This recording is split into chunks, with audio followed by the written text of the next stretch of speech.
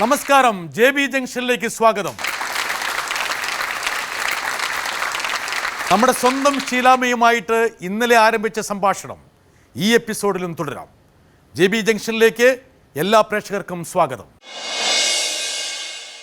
നസീർ സാറും ഷീലാമയും വലിയൊരു ജോഡിയാണ്. അതെ, അതിന്റെ സംശയമില്ല. ആ ജോഡി ഇപ്പോഴും ഞങ്ങളുടെ മനസ്സിലിങ്ങനെ ഇരിക്കുക. ഇപ്പോഴും നസീർ സാറിനെ കുറിച്ച് ഞാൻ ഓർക്കും പെട്ടെന്ന് തൊട്ടടുത്ത് ഷീലാമേനെ അറിയും. ഷീലാമയെക്കുറിച്ച് ആലോചിക്കുമ്പോൾ നസീർ സാർ അറിയും. ആ സിനിമകളൊക്കെ കാണുമ്പോൾ ഷീലാമയ്ക്ക് എന്താ തോന്നുന്നത്? ഞാൻ നോക്കുന്നത് എന്താണെന്നറിയോ?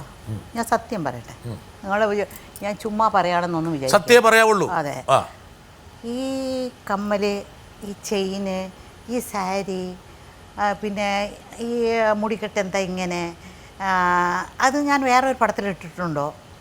ഇതാണ് ഞാൻ നോക്കുന്നത്. ഇതാണ് സത്യം, ഇതാണ് സത്യം. ഇനി നിങ്ങൾ മറിച്ച് ചിന്തിച്ചാൽ ഞാനിപ്പോൾ ആ പടം കാണുമ്പോൾ, ഇപ്പോഴും ഞാൻ ആ പടം കാണുമ്പോൾ എൻ്റെ മനസ്സിൽ വരുന്നത്, അയ്യോ ഇതിങ്ങനെ കുറച്ച് ഓവറായിട്ട് അഭിനയിച്ചോ, ഈ ഡയറക്ടർ ഇതാന്ന് പറഞ്ഞില്ലല്ലോ. ഈ കൃഷ്ണൻ നായർ സാറ് ഒരു പടം എടുക്കുന്നു, അതായത് വേറെ ഷൂട്ടിംഗ് നടക്കുന്നു, അങ്ങേരെ പടത്തിൽ ഞാൻ അഭിനയിക്കുന്നു. ഇനിയൊരു പടത്തിൻ്റെ ഷൂട്ടിംഗ് അടുത്ത AVM നടക്കുന്നു. അപ്പോൾ വലിയ സെറ്റ്, ആ സെറ്റ് അവർ ഡിമോളിഷ് ചെയ്യാൻ പോവാണ്. അപ്പോൾ എൻ്റെ ഒരു ഷോട്ടുണ്ട്, ഞാൻ ഓടിപ്പോകുന്നതായിട്ട്. കാരണം അസിസ്റ്റൻറ്റ് ഡയറക്ടറിങ് കൊണ്ട് എന്നോട് പറഞ്ഞു, ആ ഷോട്ട് അവർ വേറെ ഒരു പടത്തുകാർ ലൈറ്റിംഗ് ഒക്കെ ചെയ്ത് വെച്ചിട്ടുണ്ട്, നിങ്ങൾ പോയി ആ ഒരു ഷോട്ട് മാത്രം എടുത്തിട്ട് വന്നേക്കുന്നത്. ഇത് ഞാൻ അവിടെ പോയിട്ട് അവിടെ നിന്ന് ഓടി അങ്ങോട്ട് അച്ഛാ അച്ഛാ അച്ഛാ അച്ഛാന്ന് വിളിച്ചിട്ട് പോകണം. അച്ഛാ അച്ഛാ അച്ഛൻ എവിടെയാ എന്നൊക്കെ പറഞ്ഞിട്ട് ഇങ്ങനെ ഓടി. അങ്ങനെ ഞാൻ വന്നു. വന്നപ്പോൾ സത്യം ചോദിച്ചു എന്നോട്, കൃഷ്ണൻ എടുത്തോ. ഞാൻ പറഞ്ഞു അതെ. ഞാൻ പറഞ്ഞു അച്ഛാ എന്ന് ഓടിയല്ലോ എന്ന് പറഞ്ഞു. അയ്യോ അച്ഛൻ മരിച്ചു കിടക്കാണ്. അപ്പോൾ ഓടണം അച്ഛാ എന്ന് പറഞ്ഞിട്ടല്ലേ ഓടേണ്ടത്. ഞാൻ അച്ഛാ എന്നൊക്കെ പറഞ്ഞിട്ട് അങ്ങനെയൊക്കെ സംഭവിച്ചിട്ടുണ്ട്.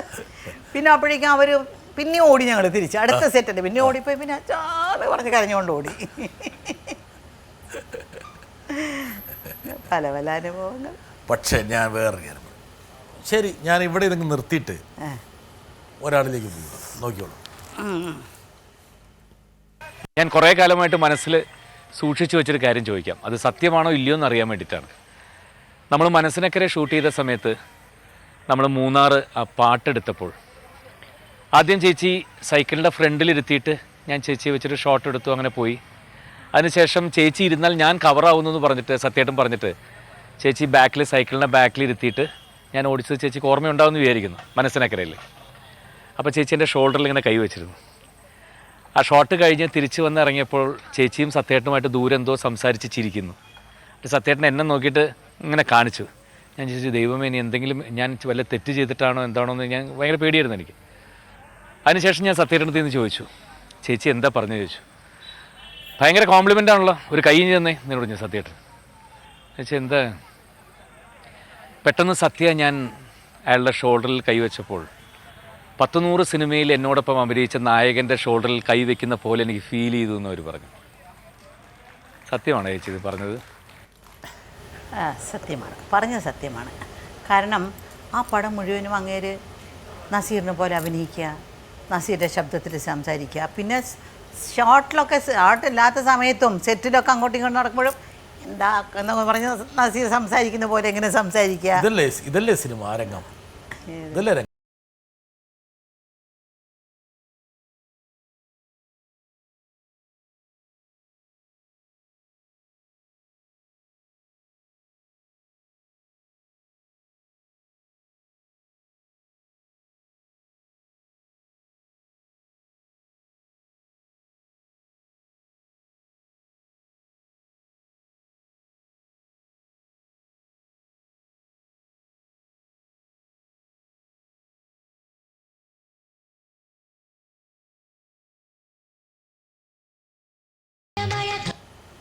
എത്രയോ കാലത്തിന് ശേഷവും നസീറിനെ ഇമിറ്റേറ്റ് ചെയ്തൊരു നടൻ അഭിനയിച്ചപ്പോൾ അതെ, അതുപോലെ അത് നടക്കുന്നതും അങ്ങേർക്ക് തന്നെ അതുപോലെ ആയി. ഇപ്പോൾ പകുതി നസീറായി ചേരാം. ഇങ്ങനെ അഭിനയിച്ച് നസീറെ പോലെ ഇപ്പോൾ എന്തോ നായിക എന്നൊരു പടത്തിലൊക്കെ അഭിനയിച്ചിട്ട് അതും അതുപോലെയായിരുന്നു, ആ ക്യാരക്ടർ പോലെയൊക്കെ ആയിരുന്നല്ലോ. ഷീലാമ്മയുടെ മനസ്സിൽ ഒരുപക്ഷെ നസീർ എന്നുള്ള കഥാപാത്രം നിറഞ്ഞു നിൽക്കുന്നതുകൊണ്ടായിരിക്കും അത് പെട്ടെന്ന് ഫീൽ ചെയ്ത്. ആയിരിക്കാം.